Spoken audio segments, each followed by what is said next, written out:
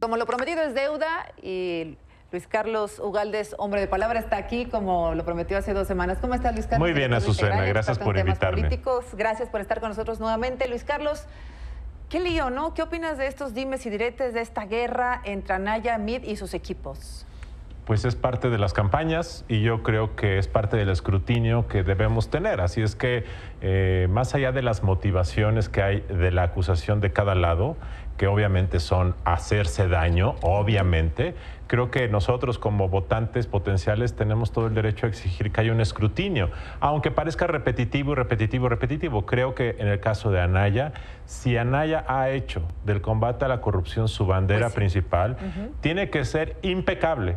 Impecable, de tal forma que cualquier duda que haya sobre alguna transacción inmobiliaria, sea cual sea hace 10 años, 15 años, debe ser aclarada a plenitud porque él ha hecho del combate a la corrupción su bandera y no puede tener el más mínimo pecado.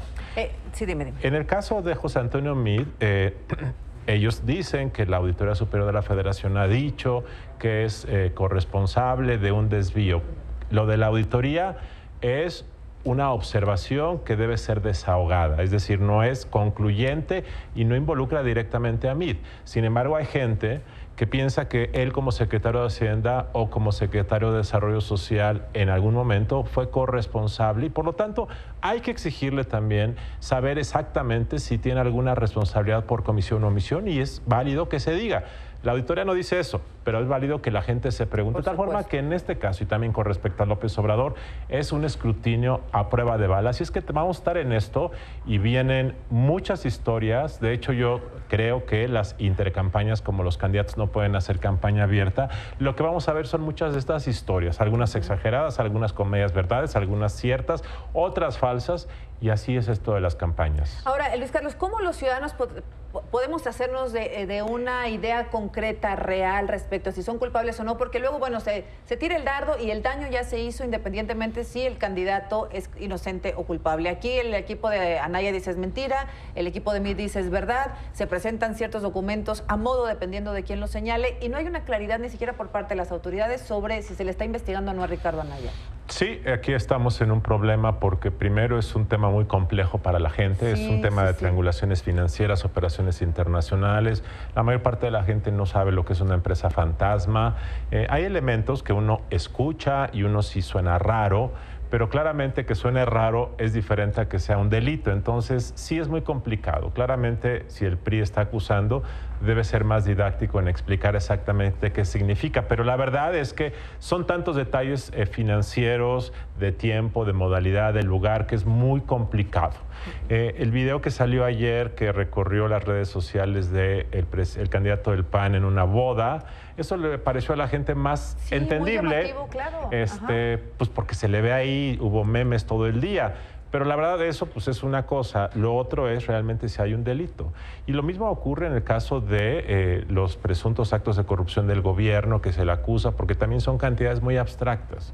Uno de los temas que la gente más ha entendido en los últimos años de presunta corrupción, y yo soy muy cuidadoso porque mientras no haya nada demostrado siempre hay que decir presunta corrupción, es el caso de la Casa Blanca, porque era algo que se veía, la gente lo entendía, pero fuera de eso todos los demás casos son muy genéricos y la gente no comprende bien, de tal forma que por eso es muy importante que ustedes los medios pregunten una y otra vez para saber si realmente está. Uno de los temas que en las últimas semanas ha quedado muy claro, por ejemplo, es el caso de la postulación de Napoleón Gómez Urrutia, porque salen de carne y hueso, porque se le ve porque vive en Canadá, porque fue acusado por mineros.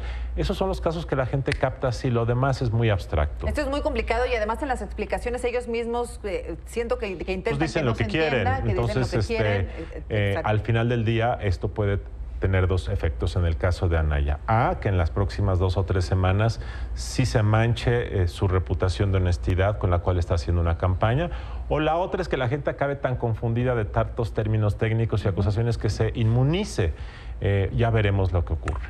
¿Tú crees que hay, digamos, con los elementos que tenemos, hay una responsabilidad de Ricardo Anaya respecto a esta triangulación de recursos, esta compraventa del terreno y todo lo que hemos escuchado? Mira, hay elementos que suenan raros, del capital social de algunas empresas que compraron y vendieron, de que un chofer era socio de una de las empresas. Por cierto, es muy semejante a la acusación que se le ha hecho al gobierno de esquemas en Veracruz, en donde una empresa estaba constituida en un terreno baldío, los socios eran personas que no tenían idea. Hay muchos elementos en común.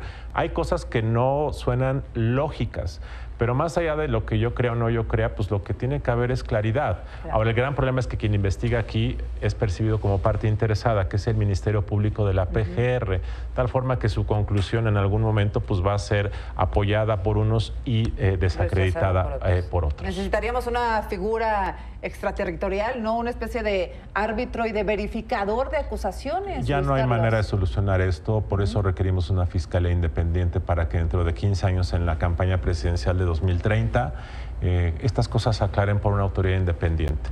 Ese es el tema y desafortunadamente no lo tenemos ahora. Oye, y antes de que te vayas, habíamos hablado aquí de la asignación discrecional de recursos a los gobernadores con el tema de Javier Corral. Lo que da a conocer México Evalúa hoy, pues es algo que, digamos, ya sabíamos, pero conocemos los montos y es gravísimo. Esos son los grandes problemas de este país. El tema de que la Secretaría de Hacienda mantiene...